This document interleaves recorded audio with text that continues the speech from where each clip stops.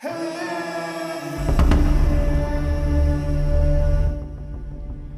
menteri tidak menjamin kemenangan, teman-teman.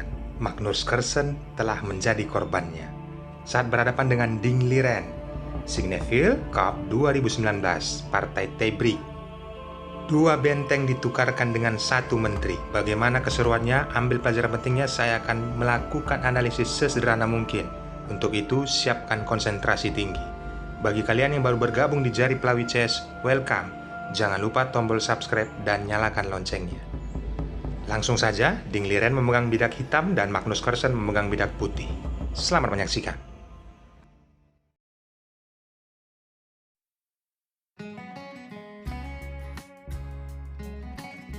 Magnus Carlsen memegang buah putih dan memulai dengan pion E 2 langkah.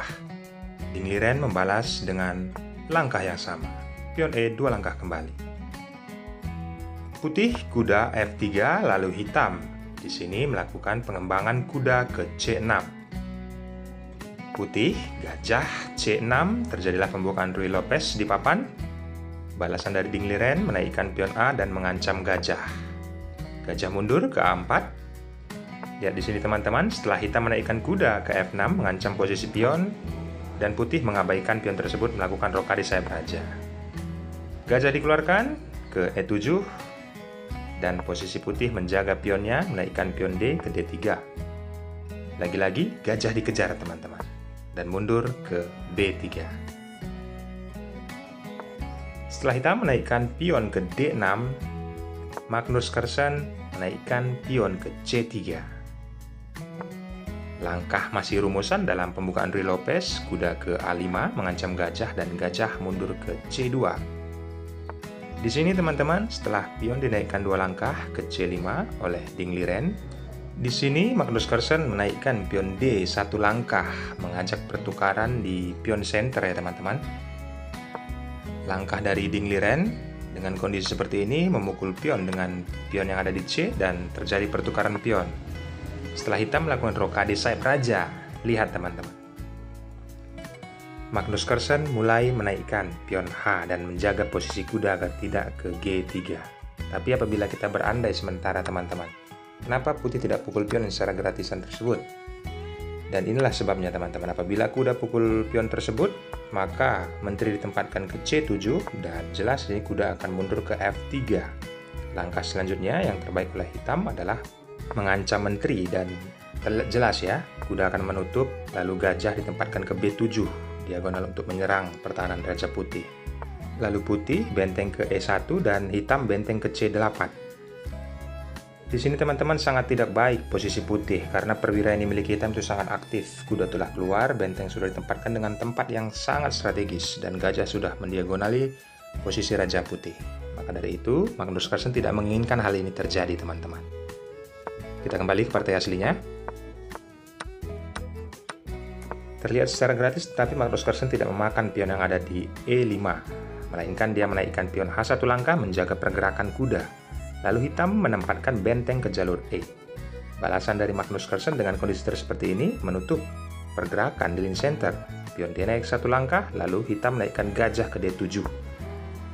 Setelah putih kuda ke C3, lalu di sini Ding Liren mulai melakukan langkah yang spektakuler, penempatan menteri ke B8 teman-teman, agar bisa benteng nanti ke jalur C.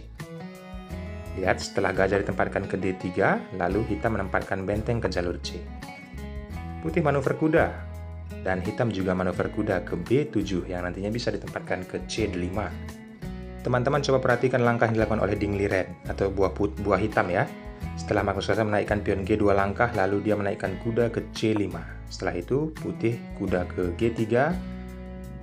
Di sini teman-teman, dia melakukan penyerahan pemukulan gajah dengan kuda, lalu kuda dipukul dengan menteri. Setelah kondisi ini tercipta, dia menaikkan pion B1 langkah, mempersiapkan agar bisa gajah ditempatkan ke B5. Hal itu diketahui oleh Magnus Carlsen, maka dia menggeser bentengnya ke jalur E. Lihat langkah berikutnya, hitam mengajak pertukaran menteri. Di sini, Magnus menolaknya, menempatkan menteri ke D1. Langkah berikutnya simpel teman-teman, benteng ke C7 agar bisa menumpuk nantinya benteng satu lagi ke C8. Setelah gajah ditempatkan ke E3, jelas benteng telah menumpuk di jalur C. Apa yang bisa diambil oleh Magnus Carlsen dengan kondisi seperti ini? Menurunkan kuda ke D2, lalu hitam menaikkan pion G1 langkah. Mengambil tempo, melihat pergerakan putih. Setelah putih bergerak, pion B3, lalu jelas menteri dimundurkan ke B7. Magnus Carlsen coba bermain dengan kuda. Penyerangan yang dilakukannya kali ini bisa langsung ditanggapi oleh Ding Liren. Gajah mengancam posisi kuda, dan kuda langsung mengancam posisi menteri. Mudah saja teman-teman, menteri dimundurkan ke B8. Langkah berikutnya Magnus Carlsen mengancam posisi pion, menaikkan menteri ke D2. Lihat teman-teman, hal ini langsung ditutup oleh benteng dan mengajak pertukaran pion. Langkah brilian dilakukan oleh Ding Liren melakukan pemukulan pion, tetapi di sini Magnus menutup pergerakan koordinasi benteng dengan benteng yang lain. Harus dipukul teman-teman, karena kuda ini mengancam, dan setelah terjadi pemukulan ini, kualitas dimenangkan oleh Magnus Carlsen. Tetapi langkah berikutnya, Ding Liren mendapatkan kedua pion. Karena jelas ya, posisi seperti ini menteri terancam dan menteri ditempatkan ke A5. Berikutnya, pion dipukul kembali oleh gajah.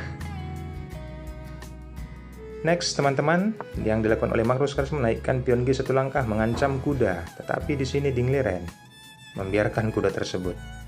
Dia memilih mundur gajah ke A8, tapi kita berandai teman-teman sementara.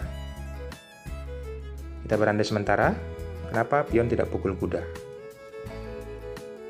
Apabila pion pukul kuda, maka inilah yang akan terjadi teman-teman. Menteri ditempatkan ke B7, ada ancaman skakmat tentunya. Kita lanjut dengan posisi seperti ini, menghindari hal seperti ini, raja bergeser ke F1. Lalu gajah mengancam menteri ke A3, lalu skak, dan raja bergeser, posisi skak kembali oleh menteri. Hal ini yang tidak diinginkan oleh Magnus Carlsen. Walaupun unggul dengan satu perwira, tetapi ancaman skak untuk berikutnya itu sangat banyak teman-teman. Kita kembali ke partai aslinya. Yaps, Magnus Carlsen tidak memukul kuda teman-teman, tapi dia di sini memukul pion yang ada di A6 dengan menteri. Fatal, karena apa? Ding Liren langsung mengancarkan aksinya. Ini yang dilakukannya teman-teman, kuda ke D5. Pion yang ada di B3 terancam, lalu gajah mencoba mengancam menteri. Mudah saja, menteri ditempatkan ke C7, menumpuk dengan benteng. Banyak buah dari putih yang terancam, maka dari itu benteng ditempatkan ke C1, mengancam menteri. Ditukarkan teman-teman oleh Ding Liren, luar biasa. Dia telah memperhitungkan 4 atau 5 langkah ke depan. Dengan kondisi seperti ini, benteng pukul menteri dan benteng pukul benteng. Siapa yang lebih unggul? Kalian bisa tebak? Ya, setelah raja bergeser karena skak ke H2 raja, lalu gajah ditempatkan ke C6. Lihat bagaimana perwira bisa saling berkoordinasi untuk menjaga satu dengan lainnya. Apalagi setelah hitam menempatkan gajah ke G5. Tujuannya nanti bisa ke F4. Malah di sini putih memukul pion teman-teman, mengambil secara gratis, tapi dia tidak mengerti. Dengan kondisi seperti ini, Magnus Carlsen ada ancaman yang sangat berbahaya untuk rajanya. Setelah Ding Liren melakukan langkah ini, kalian bisa pause videonya. Satu langkah ini akan merubah semuanya, yaitu gajah ke F4. Ini yang dilakukan oleh Ding Liren. Apa yang bisa dilakukan oleh Magnus Carlsen di sini teman-teman? Dia menyerah. Gajah ditempatkan ke C5. Tidak ada gunanya teman-teman, karena ada ancaman skak, nantinya hitam benteng ke H1. Dan di sini dia menyerah. Apabila kita lanjut, kalian bisa perhatikan. Kuda ditempatkan ke E7. Lagi-lagi ada ancaman skak ya, benteng ke H1.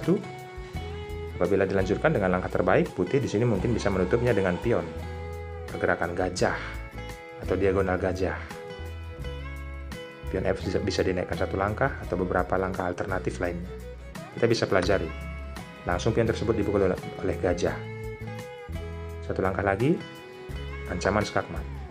Apabila gajah mundur untuk melindungi posisi benteng tidak ke H1, maka jelas kuda dipukul. Apabila gajah dipukul oleh raja, kuda naik untuk mencakar menteri, yaitu kuda ke F5.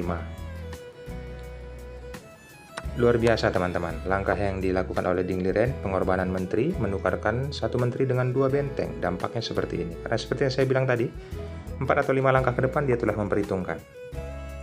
Alternatif lain dengan posisi seperti ini bisa juga kuda ke F5 teman-teman. Walaupun menteri turun untuk skak, tetapi mudah saja raja naik ke G7. Langkah berikutnya kuda akan hangus di sini. Walaupun bisa pion dinaikkan satu langkah, tetap posisi skak. Raja naik. Apa yang bisa dilakukan oleh putih dengan kondisi seperti ini? Ambil pelajaran pentingnya teman-teman, saya sudah menganalisis jalannya pertandingan sesederhana mungkin. Untuk itu, bagi kalian yang telah mendapatkan ilmunya, dukung terus channel ini agar bisa berkembang, berikan subscribe dan nyalakan loncengnya. Akhir kata, saya ucapkan thanks and God bless. Jangan lupa komentar. Bye-bye.